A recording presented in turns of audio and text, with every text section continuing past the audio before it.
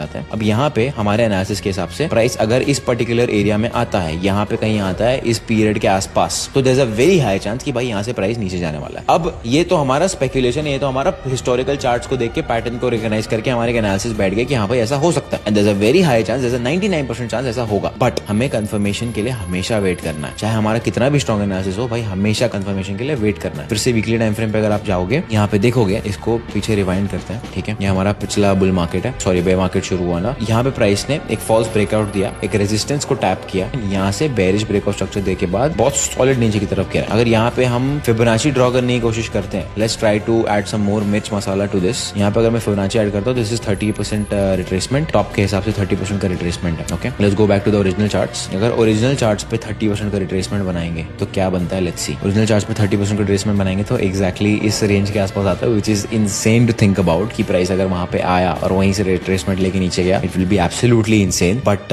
This is also something to be kept in mind. तो मेरे हिसाब से अगर मुझे यहाँ पे ट्रेड लेना है तो सबसे पहली चीज मैं क्या करूंगा, मेरे लिए एक बेसिक रेंज मार्क हो गया, मेरे लिए टाइम पीरियड मार्क हो गया। अब अगर मुझे और रेजिस्टेंस लेवल्स बनाने तो ये एक और रेजिस्टेंस लेवल इसको मैं कंसीडर कर सकता हूँ, एक और रेजिस्टेंस लेवल इसको मैं कंसीडर कर सकता हूँ। अब जस्ट बिकॉज मैंने ये जोन बना दिया, इसका मतलब ये नहीं कि पागलों की तरह यहाँ पे शॉर्ट करना है। हमने जो है प्रोबेबिलिस्टिक जोन बनाए, मतलब ये जोन में भाई हो सकता है कि प्राइस यहाँ से रिवर्स कर सकता है, अब बे मार्केट कंटिन्यू कर सकता है। तो अब हमें क्या करना है, अब हमें बेसिकली सिंपली वेट करना है, ठीक है। अब यहाँ पे दो अप्रोचेस हो सकती है। एक अप्रोच ये कि भाई आप वेट करो प्राइस का आने का, आप वेट करो प्राइस को जोन में आकर रिएक्ट करके, उसके बाद जब बेरिश ब्रेकआउट स्ट्रक्चर देगा तब आप शॉर्ट कर सकते हो। ये सेफ अप्रोच होने वाला है और ये मैं रिकमेंड करूंगा लोगों को। आपको अगर रिस्की अप्रोच लेना है ना, आपके पास बड़ा कैपिटल है, देन आप क्या कर सकते हो कि जैसे जैसे प्राइस यहाँ पे आ रहा है, जैसे जैसे जोन हमारे टैप हो रहे हैं और आपको हायर टाइम फ्रेम पे, डेली टाइम फ्रेम पे या 4 आवर टाइम फ्रेम पे बेरिश कैंडल मिल रही है, आप छोटी छोटी शॉर्ट पोजीशंस बिल्ड करना शुरू कर सकते हो। बट अगर आप करोगे तो मैं आपको यही सजेस्ट करूंगा कि स्टॉप लॉस बड़ा रखना पड़ेगा आपको, और उसमें फिर मजा नहीं आएगा, क्योंकि फिर आपका रिस्क रिवॉर्ड रेशियो बहुत खराब हो जाएगा। तो